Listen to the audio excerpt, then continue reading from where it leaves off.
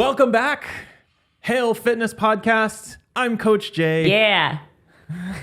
Here with Coach Katie and Coach Wendy. Coach Wendy. Gentle introduction. We're going to work on our introductions. And today we're going to talk about mindset. So this is a pretty quick and simple topic. Yeah. We'll be done in about 5 minutes or so. But it's actually one of these things where when you brought this up, Katie, you said, oh, let's talk about mindset. And I was like, I don't really like the word mindset because it's like this catch-all term that kind of covers everything. So we had a lot of back and forth, kind of broke down what we meant by mindset and, why it's important, et cetera, et cetera. So I figured we would just talk through it today. Yeah. Yeah? Great. Okay. So, all right, let me ask you this. We'll just start with a question. What mindset, we're a gym. We do, fitness and nutrition coaching. Why do we even bother to talk about mindset? Why, do you even know what mindset is? What is mindset and why are we talking about it? Yeah, such a good question. So I think the thing that is hard about mindset is that it is hard to pin down. Mm-hmm. And there's a little bit of a know it when you see it element to it. And I like to think about oftentimes, we were talking about, when you start changing your habits around food and movement, oftentimes it seems like if I do X, I will get Y.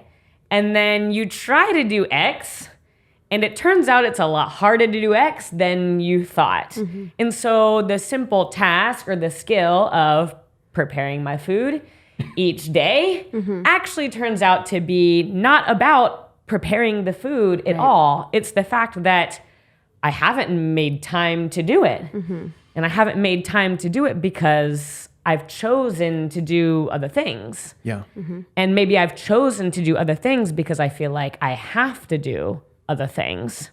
And I don't see that I have a choice in it. Mm-hmm. And that seeing that I have a choice in it, that is a mindset. And so there are certain things that have to come basically before the actual behavior in order to do the behavior once. And then sometimes there's other things that have to come before you're able to do the behavior twice and 3 times and for your life. Right, right. Mm-hmm. Wendy, what does mindset mean to you? I think where I see myself and most clients, it's when it gets really hard. How do you approach that, right? Where do you go? Do you just give up? Do you try to go steps, right? What action do you take when things get hard, right? Yeah. So that's when I feel like the mindset element comes in, right? So that's my pretty straightforward answer to mindset. Yeah. I wasn't a super detailed like Katie, but that's where I see it. You actually had more of an answer than I thought you would. Really? I thought you'd be like, well, you just do the thing. Just do it. I told you what to do, just do it. Yeah, right. But right. I love that framing though. What do you do when it gets hard? Yeah. Actually, that's probably the best answer to what is mindset that we've had the entire conversation.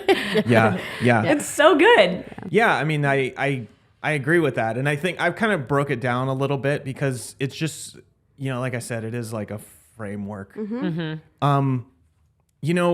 me, I guess if I was going to define mindset, I would just tell a little bit of a story. Yeah. I grew up in Vallejo, right? Or I all over the place, but I grew up in Vallejo. And Vallejo is kind of a, there's part of town that's okay, and then there's a lot of town that's not, right? And so it's one of those transitional kind of towns. There's a few towns like that around here. And, you'd go to school and there would be 2 different types of people.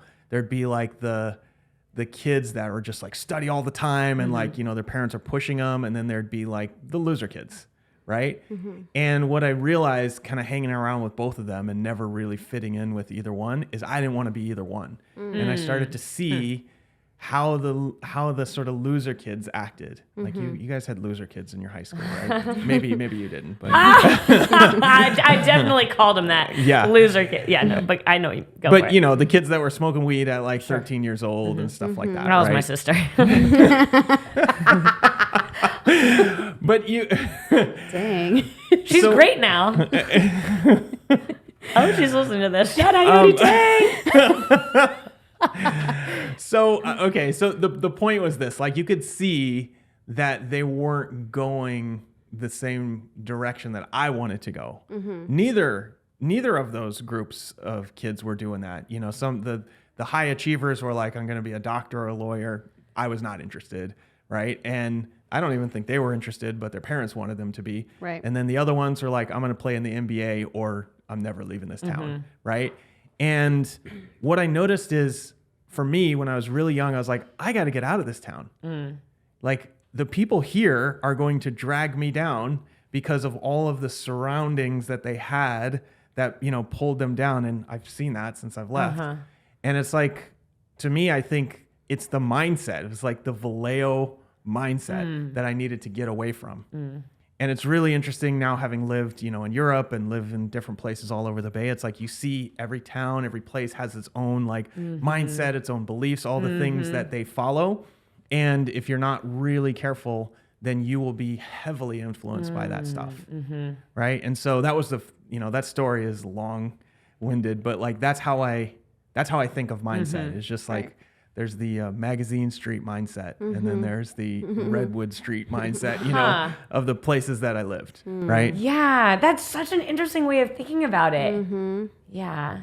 So I actually think that mindset breaks down into 3 different things. And I like your definition best, Wendy. So it's like, what happens when things get hard, right? So we talked a little bit about this. The reason I don't use mindset is because it actually takes a little bit of control away from you, right? So let's give you some control back.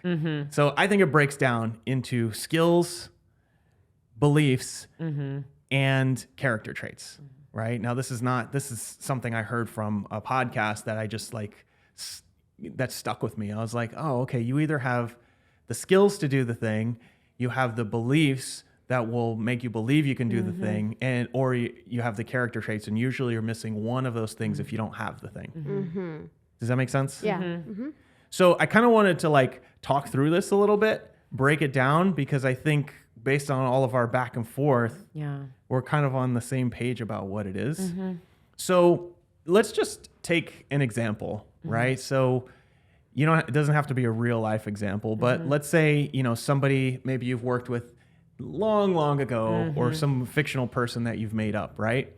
So they're coming in here and they have a goal to lose, 25 pounds or, to just get stronger, right? So let's say they just want to get stronger. So they've never lifted weights before. They've never done a nutrition plan before, right? And so the first thing you're going to do is give them some skills, right? So you're going to show them how to lift weights. You're going to show them, here's how you should eat. Here's how you should recover, right? Because before they walked in, they didn't have any of that, right? So what other kind of skills would you give them? It just made me think about like the first thing I'm going to give them is like Vallejo mindset. Let's go, day 1. We are going to wherever street, freaking Wintergreen Street. This is what we need. No, sorry, but what kind of skills? Run to Vallejo and back, maybe that's. Yeah, just had a meeting about this. So one of the skills being like, what does your body need to survive? Right. Yep. Routine, right? How to build a routine. Like just, that first week is the very important week where things get really hard. So just building that routine and being consistent with that. Yeah. You would also maybe if they weren't eating enough protein. Yeah. What's protein? Yeah. What is protein? Maybe you'd show them like, okay, you need to get this much protein. And like, well, how do I know if I've gotten that much? And you show them maybe how to use the MyFitnessPal or a food scale or whatever it is that you're doing. Right. What else would you do? How do you prepare vegetables? Right. Water, like how much water should you be drinking? Yep. Right. Yep. How often you should work out. Yep. Right. Mobility, right? It's another big one. Yep. As we get older, we tend to get, crunchy and all. So stretching, the cases. Should I do extra cardio? Just like all of the stuff. Yep. Right. Yep. And what's funny is I have found a lot of people come in here. Some people have never done this before, and it's like all blank slate. Yeah. But actually, a lot of people have some experience. They don't know everything. Yeah. But they have some experience. So they have some of the skills. Maybe they don't have all of the skills. So we always start with skills. So this person wants to get stronger and they also want to lose 25 pounds. You would start by showing them all of these things. Yeah. Yeah. And so in your experience, somebody coming in, let's say there's 100 people like this. How many of them do you show them the thing and then they get it and then they just get the result? Like how, out of 100, how many? I would say 1 out of every 10 to 20. Yeah. Okay, So maybe 5 out of 100. Yeah. 5 to 10. 5 to 10 out of 100. Yeah. So, Yeah. so there's 5 to 10% of the people that you just say, do this, and they're Yeah. like, oh, wow. Got it. Yeah. Got it. I'm Got on it. on it. No problem. Yeah. Yep. So if you're listening to this and you're probably not one of those 5 to 10%, but if you're beating yourself up like, I know what to do, I just don't do it, you are in the majority. Most people know what to do, they just don't do it. Yeah. Yeah, some people don't. Some people Yeah. have never figured out what a protein was. Yeah. Some people never touched a barbell. Love those people. So easy. I don't know about all that. No, you're not. Someone comes in and they're only eating like Soylent or something. It's just like I only run and drink this shake every day. That's all I do. yeah. There's a big So so we always start with the skills, right? So as a coach, that's what you start with, right? Your first Yeah. meeting, you're gathering all the information. You know, you're saying, okay, here's the recommendation. Here's how I want you to work out. Show up, you know, when I'm here so that I can make sure that I coach you through it, right? Like it's Yeah. mostly skills at the beginning. Yeah. Yeah. And so, like you said, 5 to 10% of the people, you show them the skills, they just do it, right? And you're right. Like if it's like, oh yeah, I've worked out before, but I just didn't know how to do this, then it's Yeah. like, wow, Yeah. this is so easy, Yeah. right? Yeah. Yeah. But actually, they don't need us as much. That's right. Those people don't really need us. I mean, you need us to show you the skills and to make adjustments as you go. Yeah. But mostly, coaching begins when people don't do what we ask them to do, right? Yeah. And so this person, they started, you showed them all the skills, you gave them the macros, and you did the thing, right? And so 3 weeks in, they stopped logging their food, Yeah. right? And you notice that, and you say, hey, what's going on, right? Yep. And what kind of thing would this person tell you? I mean, there's multiple things. Just pick one. Where this is a fictional, this guy's name's Joe. Work got hard. Work got hard. Yep. Okay. Yeah, definitely. Right? Yeah, work got hard. Something happened to my dog. Work got hard and something happened to your Yeah. dog. Wow, Joe's having a rough week. That's Yeah. not good. Yeah. It's rough. Okay. Yeah. All right. So Joe had something happen to his dog and work got hard. Right? So what's the next question you would ask? I would say, what does this week look like? Is it the same? Is it worse? Yeah. What does it look like? You say, tell me more. Yeah, Well, tell what me got more. hard about Yeah. it? Do you have a project that's Yep. due? Are you working Yep. extra hours? You know, like all of these things. Totally. Yeah. And so you find out that there's a project that's due. He's working 70 hours a week instead of 40 hours a week. Right. And so he's saying, well, you know, I'm working 70 hours a week. There's just nothing I can do about this. Right. So what's your response? Forget about it. Yep. Go home. Pack it in. Not gonna work for you. Joe, you should quit.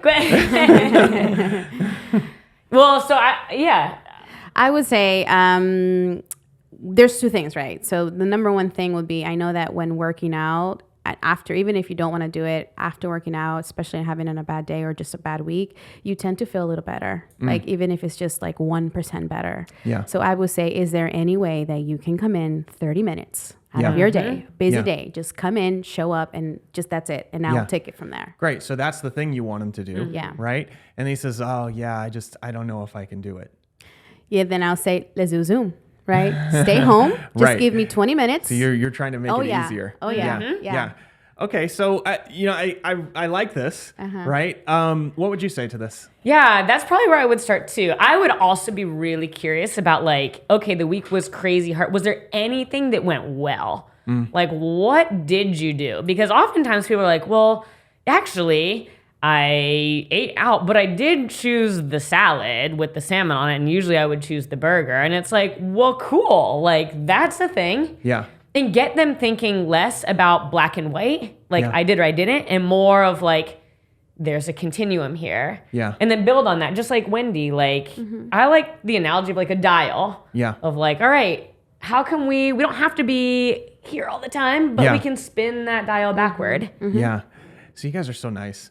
What would you do? I mean, his dog is having a hard time, know, and man. he's having a part. Come on, you gotta have a little heart. You guys are just so nice. What So would you do? I would ask more questions. I would be like, okay, so you're working 70 hours a week. Is this going to continue? Right? Okay, was there not a time during that week where you were at home? Were you working at home? Right? Oh, yeah, I was working at home half the week. Okay, great. Was there a time during that 70 hours where you could have taken an hour break or even a half hour break? Oh, I just can't do it. It's just flat out back to back. Okay, great. Is there a way you can have a conversation with your coworkers that you can grab a half hour anywhere, right? Oh no, everybody has to work, 100% the time. Okay, cool. Like, so you're doing nothing but working during this time. You're not eating food. You're not scrolling on Facebook. You're not having mindless chats. I start digging into this, right? Because in my mind, there's actually a belief here that there's nothing they can do about it. Right? So there's a belief that I want to uncover. So what's interesting, just thinking through this, like what you did is actually what I would end up doing after I kind of dug into that, right? So you jump to like, let's find a simple solution so that you can keep moving, right? And what I'm thinking is, okay, that will work in the short term, but if I can get you to recognize that you are prioritizing this project that's going to be meaningless 6 months from now over your own health, and you have done that for the previous 5 years, this is why you're in the position you're in. So is there another way that we can approach this? Does that make sense? Yeah. I do think that's more of a long-term, like I want to say, a road for John to notice that, because I'm pretty sure he's been stuck in that same position over and over for many years. So it won't take a day for him to realize, oh, right, I do need to, switch it up. So I do think this is more of a slow and progress type of. So, okay, that's great. Answered. That is actually great. The point is not whether it's long-term or short-term. The point is you see that there is a belief Right. there that needs to be changed. If you see it, then you can start working on it. Yeah. Right? Yeah. And there's actually a process that I go through. I do this with you guys all the time. You do? Constantly. Oh. Yeah. You ask questions? Oh yeah. Yeah, this is okay. Now when I tell you how this works, then you're going to go, oh shit, you do that all the time. Right? And you still won't be able to stop it. You'll recognize it as happening and you won't be able to stop it. I just won't answer. I'm just going to stare at you. So let's say you identify a belief that his work is more important than his health, right? And it's just like a belief. It's just like, if I don't show up for work and do all of these meetings, then I'm going to get fired, right? And that's not true. Yeah. Right? He's worked at this company for what? And also, even if it was true, everything is negotiable, right? It's like, hey, I can get a half hour here, a half hour there. And if your health is important, because if you don't take care of your health, you won't be going to work at some point, right? If your health is more important, then let's dig into this. Yeah. Would you agree? Totally. Yeah. Yeah. Yeah. And I'm speaking to two ladies who prioritize their health over a job that is very demanding, right? We do not work out all day here, right? No. You have to really fit in your meals and your workouts and all that other stuff in a way that makes sense for you. Yeah. Right? Okay. So let's say you identify that he believes that work is more important than his health and there's nothing that he can do about it, right? Or you've identified that with him. Okay. So that is a belief. Another belief is, I'll just wait until things aren't busy. Right? And meanwhile, he's been waiting for 5 years. Yeah. Yeah. Right? Yeah. Or hey, I'll get to it later, right? I'm in fine health now. I'll get to it later. Right. Right? And meanwhile, he puts on 15 pounds every year. Yeah. You know what I mean? Okay, right. So these are all beliefs, right? So how do you change a belief? This is kind of where you guys were going. How would you change a belief? Yeah, this is hard. I actually think what you described as like drawing their attention to it Yep. is half of it. Yep. When they're the ones who are saying, yes, I'm prioritizing work over my health, and they hear themselves say it, I think that there is an instant questioning that's going to come. So here's, sorry, go ahead. Yeah. So I actually don't view my role as one where I'm like trying to change anybody's belief as much as it is, let me be a mirror to reflect what you are saying. Yeah. So the best question that I have ever come up with, you've heard me ask this many times, is that true? They say, work is just killing me right now. There's no way I can make it work. Is that true? And just be silent. Yeah, my boss is really, he's super demanding. He won't let me get out. Is that true? Right? Because then they have to stop and think about it. Because it's so, most times when people say stuff like that, like someone says, oh man, my dog just died and I can't work out. And the first thing you go to is, like you said, oh, just have a heart. Right? Like, oh, I'm so sorry your dog died or whatever. And if you look them in the eye and say, well, okay, yeah, I'm sorry your dog died, but is that true that you can't work out because your dog died? Right? I'm talking about a coach, right? And here's the thing. Like, if people ask themselves this question, they will realize that their beliefs are all based on stuff that isn't true. Yeah, another thing that I tend to do when I see someone really struggling to, stick with, or is just, they're not seeing it's just going back to the original conversation that we had when we first met. Yeah. Right? Like, okay, you're having a hard time. Sweet. So this is what we talked about. You want to lose X amount of weight. You want to get a pull-up. You want to live past, 60 years old. You want to do this.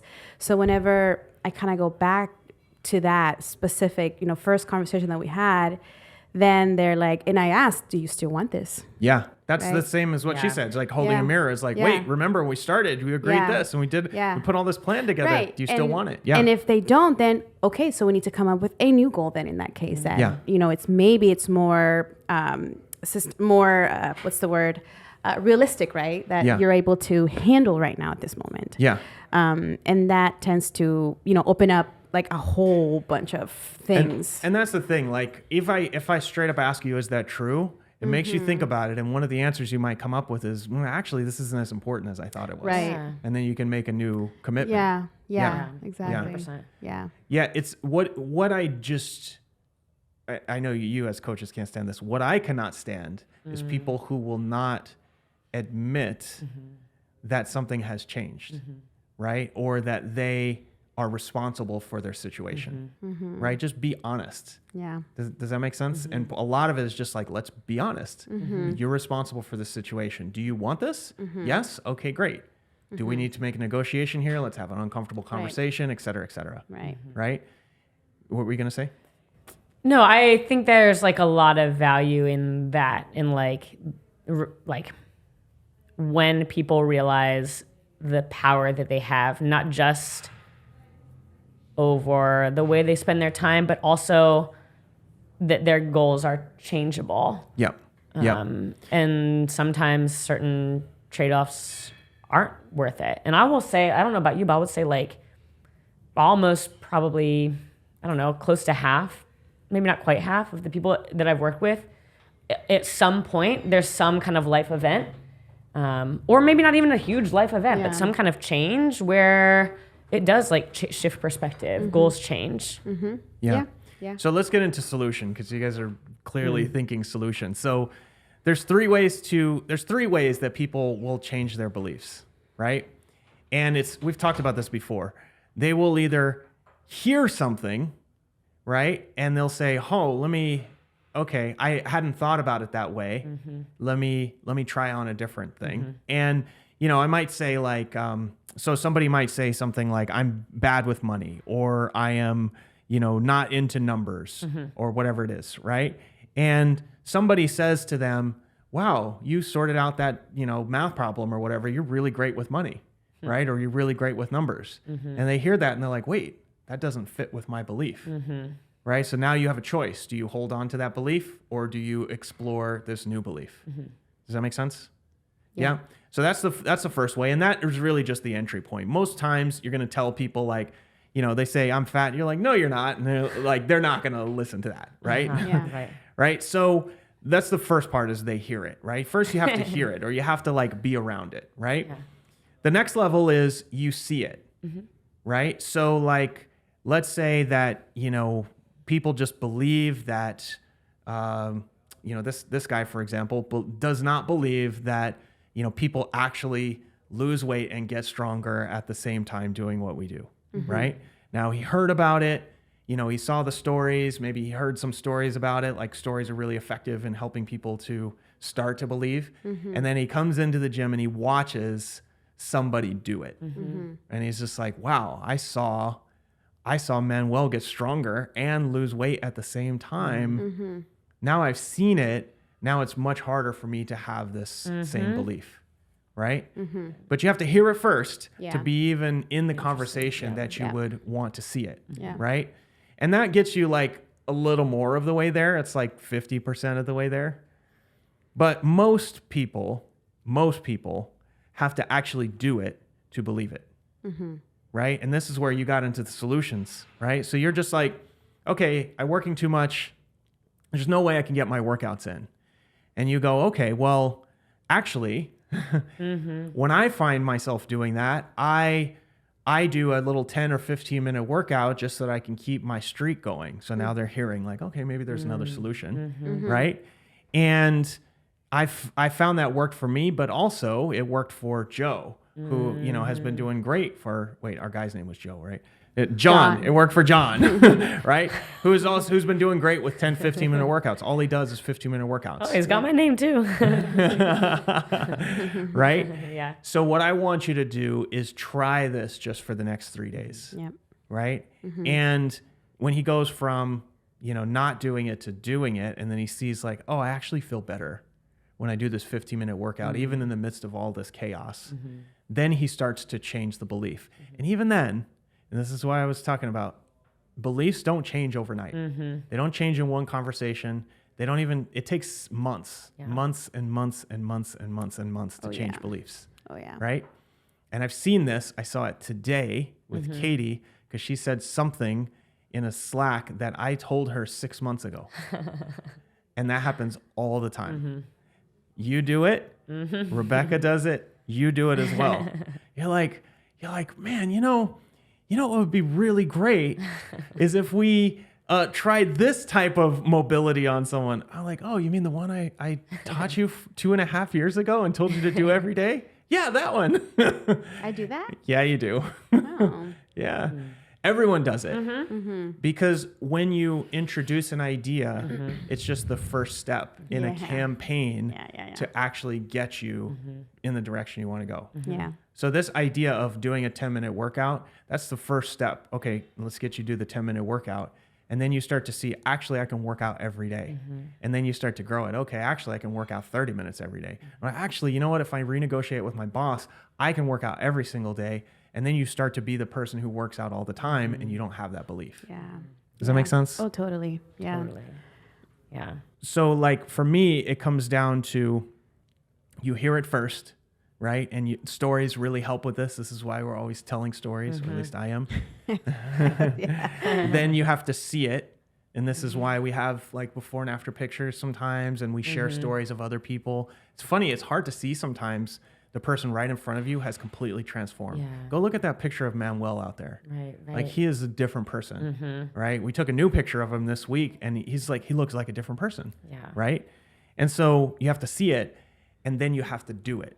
And you have to start with like the smallest step and then move forward. Right. And I think this is true of any belief. Like if you have like, for example, like racist beliefs, you have to hear that maybe that other race is not as bad as you thought. Right. And then you have to see examples of it. Yeah. Right. And then you have to actually experience it yourself. Yeah. 100%. Yeah. Trying that on. What do you think of that? One of the things that I was thinking about, like when we were considering this whole conversation, is exactly that, of like the gradual nature of all of this stuff. Yeah. Where it's like, it's one of those things where it's like, it doesn't happen overnight ever, but it also doesn't happen unless you kind of keep getting reps in. Yeah. Of like trying on these different like thoughts or thought patterns of like, even just hearing someone question, is that true? If someone starts to ask you that over time, you will also start to ask yourself that. Yeah. And then Every time. Every single time. Every time. Yeah. It's funny. Two I have times every like oftentimes when I meet with folks, one of the first things I will ask them is what went well, because the very first thing when I step into a meeting, 100% of the time is people start apologizing. Mm-hmm. Yep. Like almost 100% of the time. Yep. And what's cool is that over time, when people learn that that's always where they start, they will come in and start offering the thing that they did really well. And what's cool about that is that if they're offering that to me, what that means is maybe 10% of the time, they're also offering that to themselves. Yeah. So that actually gets into character traits, which are like, so belief would be like, I'm fat, I'm bad with money, I'm people, other people are more lucky than me, that kind of thing, right? A character trait would be like discipline, right? Or the opposite of that, lazy, right? Curiosity, right? The opposite might be closed-minded or whatever, right? Positivity or negativity, right? Brave or scared. So what you're kind of talking about is character traits. And that is the thing that actually kind of ties in with beliefs. And I think if you want to achieve anything, you have to develop the character traits so they become who you are. Oh, yeah. Right? So what are some of the character traits that you feel like Joe John?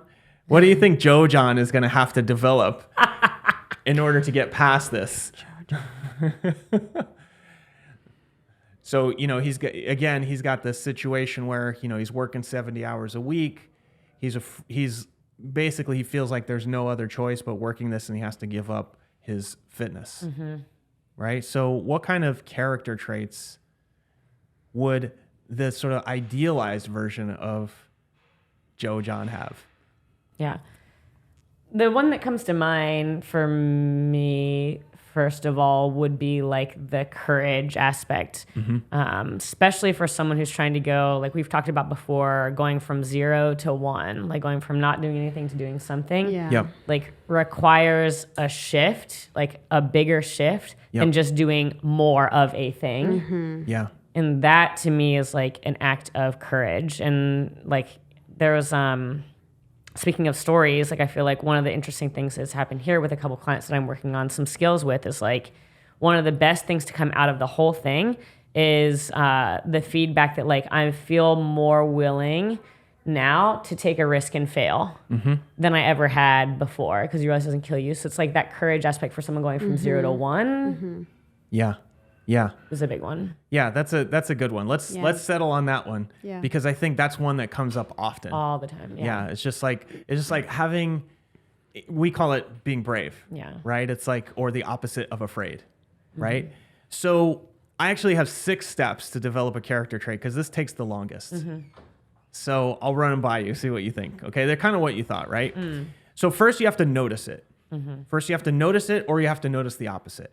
You have to notice that every time you think about trying a new, like a handstand walk, you're scared of falling over, right? Yeah. So you have to notice that this is something that, like, this is a fear that you have, right? Step 2, you have to decide that you want to change that character trait. You have to, it's one thing to notice, I always get afraid. It's another thing to actually decide you don't want to be afraid, right? So it's that courage. Like, one thing to notice, like, I'm too afraid to approach my boss and ask for a half hour every day. It's another thing to actually decide you're going to do something about it. And that's actually where a lot of people stop. They're just like, I'm just not going to do it. Yeah. And it's like, great. Think about that. Like, really think about that. You are letting your boss dictate whether you can take care of your body. That's fucked up. Right. Right? Like I would not wish that on anyone. Right? So you got to make that decision to change. And then once you make the decision, number 3 is you have to commit to the change. And it's not like I should do this. It's just like I am going to do this. Right? So that's number 3. And then number 4 is you have to practice that change. Right? So if you're trying to develop courage, you've noticed it, You've decided you want to change it. You're committed to changing it. Yeah? Yes. This is old Joe John. Yeah. Yeah? Now, how would you practice change without having to have the hard conversation? Like, how would you work your way up? Because it's like you said, 0 to 1 is hard, right? Yeah. How would you work your way up to being more courageous so that eventually you'd have that conversation with your boss? What would you do? So I've heard Wendy do this of like, what's the worst case? Like you play the worst case scenario game. Yeah. The very worst thing that could happen. So that's one way to think about it. How could you actually practice being courageous? Practice being courageous. Yeah. Take a trip to Vallejo.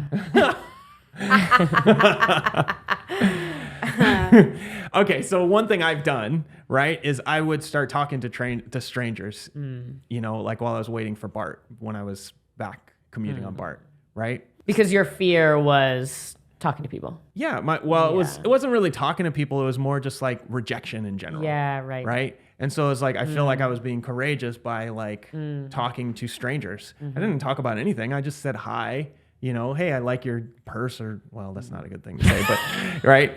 So, you know, I would say Can I hold it? Sorry, Karen. So maybe if that was the first interaction, it didn't go too well. But, you know, I would say something. I'd like compliment something, and then I'd like maybe ask a few questions. And, you know, I actually got to the point where I wasn't afraid of like kind of annoying people because it was like, oh, what do you do? Oh, man, that sounds awesome. How long have you been doing that? And then people are like, Jesus Christ, when's this train coming? Right? But like that got me over that fear. Another thing you could do is like when you go for coffee, just, you know, chat up the, you know, barista. They're usually there and you can chat with them if you're uncomfortable with it. If you want to take it to the next level, maybe you ask for a discount on your coffee, right? All they can say is no, right? Just like your boss. Right. Right? That's actually a good one. I like that. Can I get $5 off my coffee? That's a great idea. That would only make it $5. I was going to say. How else would you practice courage? Maybe talking to an old relative that you have not talked to in a very long time, right? Yeah. Or maybe, I think that's one thing that comes in mind. Like maybe picking up the phone and just giving a call, like an old friend that just been a very long time, but you haven't wanting to call them because you feel bad that you haven't, you know. Yeah. Like just connect with old relatives, or so just kind of getting you out there, right? Yep. I mean, a great example in here is like standing in the front of class. Yeah. Right? Like I see people hiding in the back. Yeah, totally. And it's just like, you know, like I don't mind people working out in the back, but it's the same people. And I'm like, look, let's just rotate this. Let's get you in the front so you get a little bit of like the you know, bravery juice. You know what I mean? Another good one is like going on a date, right? If you're single, right? You haven't dated for a very long time because of, you know, what's happening. So, I mean, what's the worst that can happen? They say no, right? Yeah. They don't show up, right? So, you know, I would pick little things Yeah. to practice, right? And, you know, one of the cool things about the way we work out is like it's hard and you have to like make yourself do it. So you get to practice that little thing. That's why working out every day helps with that, right? Yeah. So that's number 4, is to practice change. And I would start with the smallest possible things that you could practice around courage, right? Some of the stuff we said is like crazy for some people, right? You know, but just talking to the barista when you buy coffee could be a big first step, right? Or like you said, texting an old relative could be a great first step. Or maybe having, you know, maybe not a date, but asking a coworker for coffee or, you know what I mean? Where you don't really have a great, you know what I mean? Just like little things like that can work up to the point where you're having that conversation with your boss, right? This is why it takes commitment, because you're not going to just go straight to that conversation. I mean, I would do that, but I'd be like, nice purse, boss. Okay, so number 5, after you committed, you're going to practice change. Number 5 is to track it. Right? And so let's say that your conversation with your boss, like that's not the first thing that you're going to do, but you're going to work up the courage to do it. Right? So you're going to do, let's say, 10 days of courageous things, and then you're going to have the conversation with your boss. Right? So I would just have a journal where I tracked it. Every single day I did something courageous. We're talking about changing a character trait, which is something that is just really hard. Yeah, it's really in there. And so you have to track that change over time to see that you've actually done it. So then you have the conversation with your boss, but you want to continue to develop this character trait to help you in other areas. You track it every single day to make sure that you're doing it. Does that make sense? No, it doesn't make sense. Total sense. It makes me really curious about what character trait that you have tried to change. Yeah. So number 6, I can answer that question. Number 6, and this is all of this stuff. Well, not all of this stuff. The character trait belief and skills came from something I heard from Alex Hormozy, right? And I added all of these steps because this is how I think about it. Number 6 is something that he also said, which is outwork your self-doubt. You are not going to change your character traits unless you have enough evidence in your past that you are not that person. Does that make sense? So we talked about this when it's like comes to losing weight. You have to almost change who you are to lose a significant amount of weight. And the only way you're going to do that is you work so hard that that person is so far behind you that you've actually become a different person. This is why you have to track it. Because if I can see that I have done 300 out of 365 days of being courageous, I am now courageous. Does that make sense? Yeah. Versus like just, I did one courageous thing one time. It's like every single day you're doing something that gets you there. Does that make sense? Yeah, totally. So for me, this process was how I learned all of the gymnastic movements, right? I didn't know how to do any of them. I couldn't do a push-up when I first started. And I was like, I suck at all of these things. And I also had this idea, like, I'm too big to do any of them. I saw people that were bigger than me doing it, and I was like, oh, okay, that's not cool. So I decided that I was going to do it, and then I committed to doing it. And then I started practicing it and doing it every single day, tracked it, and saw that, wow, I've done like 600 muscle ups this year, right? And then now I'm like, every time I get on the rings, I know I'm going to get it, right? So that's just like a physical example. But like in terms of character trait, discipline is one of the things that I felt I struggled with. And so it's like, okay, I do things now just to practice discipline, not because I'm trying to achieve something. It's just like, I'm doing this to, like, only reason I do the cold plunge, the dubious nature of whether that actually helps. I just don't want to do it every day, and I get in and I do it because it's like a discipline thing. Yeah. Does that make sense? Totally. What happens when one of those steps don't go well? What do you do? one of these? Yeah. Yeah. I mean, in the end, like, if you are committed to change, like number 3, if I'm like, okay, I want to develop this character trait and I'm committed to it, then you're going to have ups and downs. Right. Some days I'm going to, if I'm trying to develop courage, I'm going to go talk to the barista and she's going to throw hot coffee in my face. Right. And it's just like, well, that did not go well. Right. But it doesn't mean that I have not done the practice. And so this is where the tracking matters. I mean, when we first started doing this, I wanted everyone to track everything. Right. And it's just like, the reason for that is because when you look back on that after 3 months of tracking and you're like, wait, I never tracked my food before, and now I've tracked everything for 3 months, I'm becoming an athlete, And you might need to do it for another 3 years to get to that point, but that's what you start to feel, right? So yeah, I mean, I think if something falls over, it just needs more work. Okay.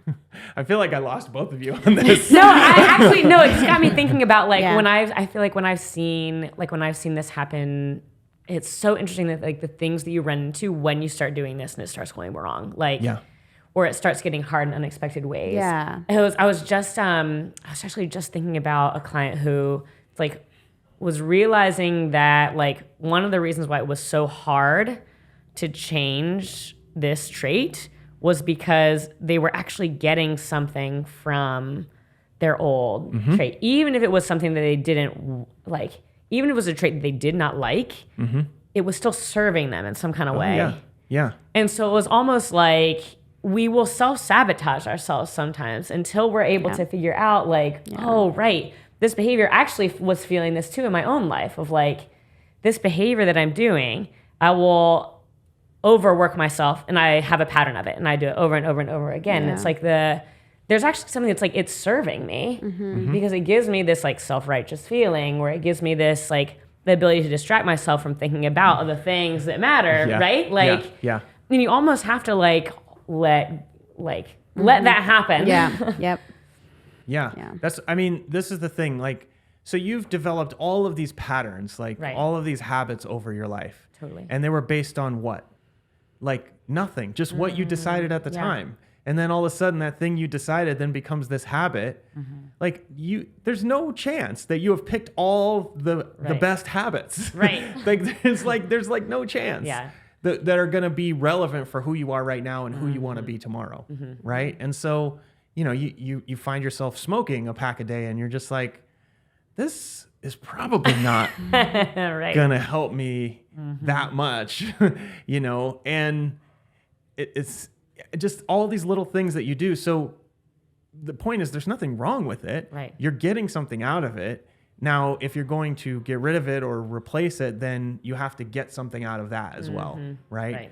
And this is why I don't like to focus on things like, I like to focus on the positive aspect of the character trait. It's like, not I don't want to be afraid, but I want to be brave, right? Because when you take something away, then there is a void. And then you have to fill that with something. Right. So maybe instead of taking it away, you're going towards something that serves you. Right. Yeah. Okay. Is this a useful framework? So this is beliefs, skills, beliefs, and character traits. Right. Yeah. No, I was just I'm quiet because I'm thinking of my character trait. That's what I'm just Yeah. Yeah.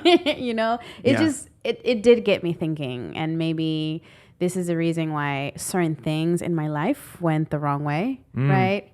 Oh, wow. So we're just going real deep. I mean, right? Yeah. So I'm thinking, what if I could have done this, and that, right? But whatever. It's in the past. But like now, I have a whole bunch of ideas on how to approach things now, right? Hearing it this way. So yeah, I'm just thinking, but I'm listening. I'm just thinking. So I mean, this is the thing. Like this is for me only happened in the last like 5 or 10 years. Yeah. When I realized like, it's not that I was going on autopilot. Yeah. But it was like, just getting in better shape isn't solving all my problems. Yeah. For sure. Like just earning more money, that's not solving all my problems. Yeah. Yeah. It's like there's something in me that I need to address. Yeah. And I started to kind of identify those different things. Yes. And I usually for me, there's usually 1 or 2 things that I am working on. Yeah. Right. Yeah. And in fact, if you like on my phone, it says focused and reliable. It's not Jay's iPhone. I changed the name to focused and reliable because those are 2 things that I am currently working on. And every single time I look at my phone, it reminds me of my character traits that I'm trying to develop. Right. And so if Joe John is trying to develop the character trait of being brave, then he might put that in front of himself all the time, right? He's noticed it. He's decided to change. He's committed to change. He's bringing awareness to that on a regular basis. What better way than your phone? Yeah. Right. And then you just start practicing it, right? The other kind of quick hack that you can do, take the picture that's on your phone. You've seen this on my phone. Take the picture that's on your phone and write something on there that you want to remind yourself of. So I have a picture of my wife and my son, and it says underneath this, nobody is going to do it for you.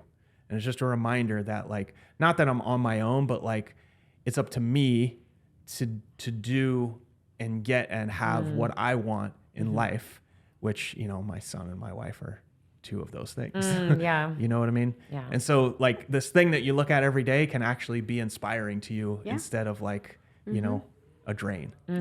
Yeah, totally. Yeah, it seems to me like the belief, like it's almost like the central belief, and maybe this is just mindset conversation part 2 is like you have power. Yeah. Like it almost all seems to come down to, like from a belief standpoint, it's like, do I or do I not believe that I have power over a million different situations? But like, well, I figure if somebody signs up to be coached by you, then they feel like they have some power. yeah. Right? Because they've had to make a big commitment to do it. Yeah. Right? Now, will they always be at the peak of their motivation and like, you know, confidence levels? No.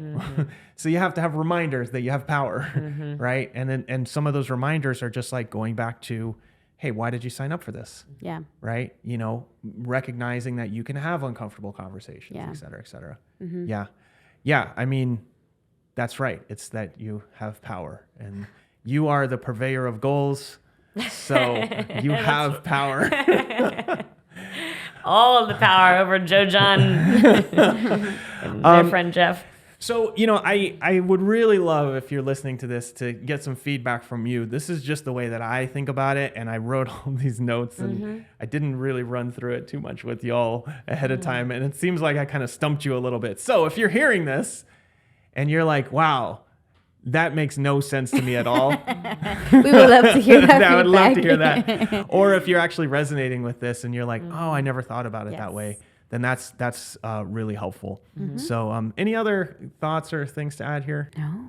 I think this is super helpful. Okay. Awesome. Appreciate you all. Appreciate you for watching or listening Thanks, y'all. wherever you are. And we'll see you next time. Bye. Bye. Thanks for tuning in. If you like this episode, we've got plenty of others. Go check out this one over here.